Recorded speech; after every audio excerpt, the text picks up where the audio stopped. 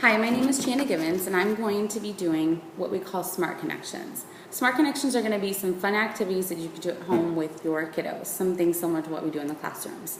Smart Connections will allow you tools to kind of add to your parenting toolbox, and every week I will be doing another Facebook video to kind of introduce the 7 powers and the components of conscious discipline, which is one of the social emotional curriculums we use in the school. So each month you will be getting take-home activities. We will be doing these at stay-in-place, home visits, and at monthly parent committee meetings. We'll also have additional resources and materials, and you can get those from your teacher, your family educator, family advocates, or your center managers. Each week we'll put a video on our Facebook page, and they will be on there for a while so that you can go back and watch them at a later time. So you may be asking yourself, what is Smart Connections? So Smart Connections are 2 curriculums that we're going to be doing in our program. So we do Head Start Smart, Trauma Smart, and we also do Conscious Discipline. So when you say trauma, most people think of a massive event like domestic violence, homelessness, a car accident, or even the loss of a loved one.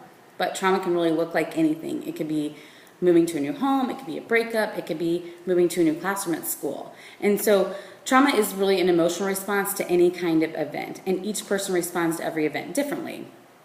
It's important to know that some children might see an event as traumatic while others around them do not. And so it's something we really want to look at. And every child by the age of 6 has experienced some form of trauma or abuse or some kind of traumatic experience. The Trauma Smart approach helps to strengthen the whole learning environment to help children develop the skills they need to manage an impact of trauma and succeed in school and life. From teachers to family educators to parents, we give every adult in the school, family, and the community the knowledge to practice the skills to help everybody thrive. So in our classrooms and in our home visits, we also use Conscious Discipline, which is one of our social emotional guidance models. In our classroom, we have what we call school families, and you may have been asked to bring in a picture of your family, or your family educator may have asked you to bring in a picture of the family.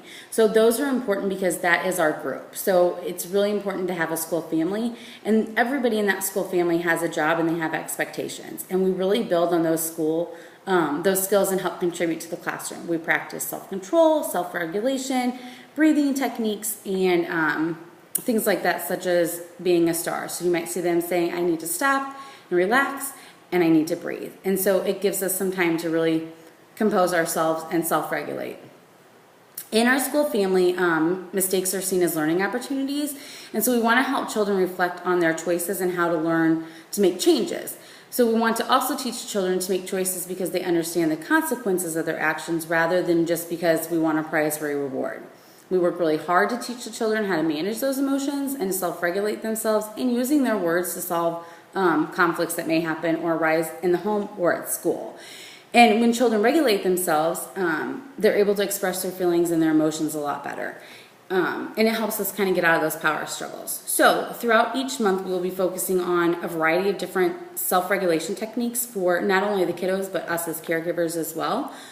These techniques will be centered around using a trauma-focused lens and knowing that the behaviors are a form of communication and that they happen for a reason, and how to respond to those behaviors through that lens and how to manage our emotions. So next week we'll be talking about the brain state model, which would be the survival state, the emotional state, and the executive state.